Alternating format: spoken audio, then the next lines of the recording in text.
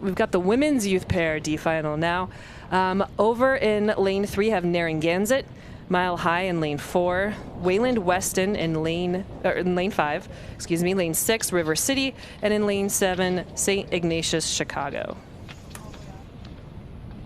And so again, the lane 7 crew is seeded is the favored seed in this final, but as we've seen, that was then, this is now. So I think we're going to see a lot of changes in those seedings by what happens at the final. Yeah, and I mean, just like the last one, where the top 1-2 seed coming into this from the time trial, the same from the men's youth pair events, is the exact same situation in the women's youth pair event. So Saint Ignatius, Chicago's combination, and River City, literally 1/10 of a second apart, actually less than 1/10 of a second apart when they did their time trial 2 days ago. Right. It doesn't get too much closer than that. It can't. I mean, I don't know what the level of margin that these final kind of things will go to, if it goes to at most go to the 100th, but there has been maybe one race in recent memory that went to the 1,000th. It's very unusual to have that tight of margin because it's a 2,000-meter course, and to have it come down to essentially about an inch, right, is pretty mind-blowing. Right, and that truly is who has their oars on the water, who's finishing the stroke, who's starting the stroke. You know, at that point, it's even, and it's up to, you know, everything that happened in the race. It's not just that last stroke, but it comes down to it. Right. So we have 4 boats racing on the course right now.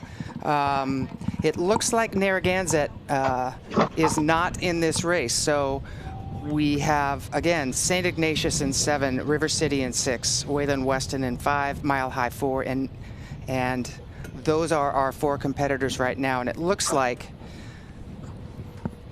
Wayland Weston is up a little bit, and then River City is probably maybe a half a boat behind them, but not even that much. They're about a deck down. St. Ignatius is sitting 3rd right now, maybe about astern with River City, and Mile High is maybe about astern with St. Ignatius. So yeah, so we're still in these boats very competitive across the field.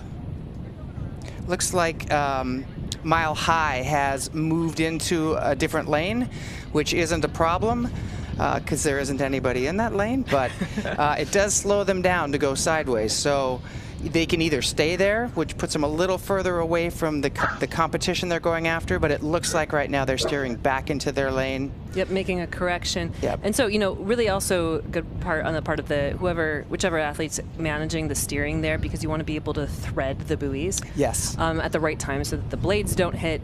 So great job making that correction mid-race on the part of that crew. So it looks like we have River City still out in front, rowing really well together. Nice and level, nice and smooth. Catch is going in well, which makes it easier to keep going straight. It looks like Wayland Weston has made a move. Now that we see a different angle, definitely St. Ignatius is still up on Wayland Weston, but Wayland Weston may have made a little bit of work to get back into that boat. And also it looks like that Wayland Weston crew is catching up to River City. So things are tightening up a little bit. Yeah, and it's really hard to be able to make up substantial ground in a pair, because I'd like to say typically the bigger the boat, the faster the speed, the smaller the margin. And the same is true of the inverse. So the smaller the boat, you know, usually bigger margins, and the more effort it takes to close the gap. And so seeing this and seeing that kind of nice move put on the part of Wayland Weston to now trying to get their bow ball out in front. So yeah, the side by side, we still see River City out in front. Wayland Weston maybe now only about 3 feet a seat ahead of Saint Ignatius Chicago. That's a really tough thing to do, both, you know, physiologically, but also I think more importantly mentally. And it looks like that St. Ignatius Chicago boat is making a little bit of a move here. They've taken the stroke rate up a little bit. They're definitely higher, rowing at a higher stroke rate than the Wayland crew, which doesn't necessarily mean they're faster, but if they are efficient, then they will go faster. And look, Mom, I'm on camera. We're waving Yeah. here from the finish tower. That's where we're situated, where we get to see the perspective of this race. And on the race course right now, so these athletes are crossing the 1,500 meter. That's River City in first place. But now Saint Ignatius Chicago looks to have gained that ground back on Waylon Weston, and Mile High a little bit back on this three-boat race out in front. And this is one of my favorite shots. We got this overhead of the pairs. And I think this just really shows, too, like how both balanced and unbalanced the pair can be. They're making it look very smooth from the side, but I mean, you really have to be in tune with your pair partner in order to make this boat class go well.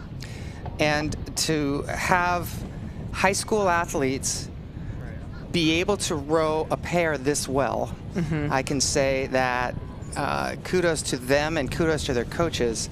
Hard work pays off. And confidence and pride and a positive attitude makes a difference. So all of these athletes have put themselves in a really good position to be exactly where they are at the national championships.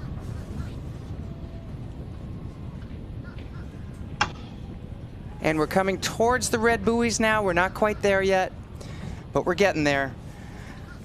Things are going to have to change dramatically for anything to change, because right now River City has given themselves a nice cushion as we pass into the red buoys. All they need to do here is just stay steady. They can take it up if they want to, and I'm sure they probably will. This is their last race of the season, and they want to go as fast as they can. Waylon Weston was able to pass that Saint Ignatius Chicago crew, but they'll need to keep it up to keep it up, and that is exactly what they're doing.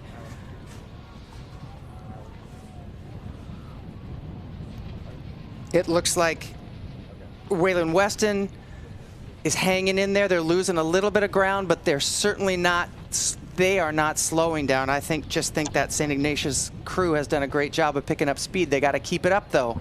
Whoa. They started their sprint a little bit early. I think they heard you. They're taking it up. Both crews, so Waylon Weston and St. Ignatius Chicago, are sprinting towards the line. Still River City out in the front, the winners of this. But St. Ignatius Chicago, they have now crossed into second.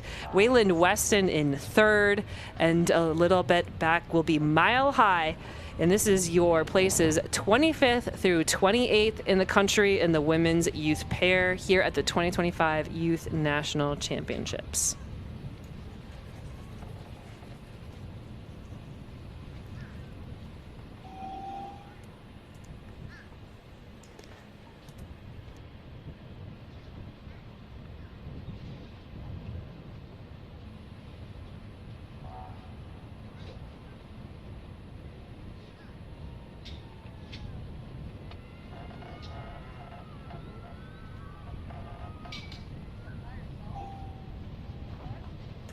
And just to note, too, Narragansett is on the course. They are finishing up their last 500 meters here in the D final of the women's youth pair.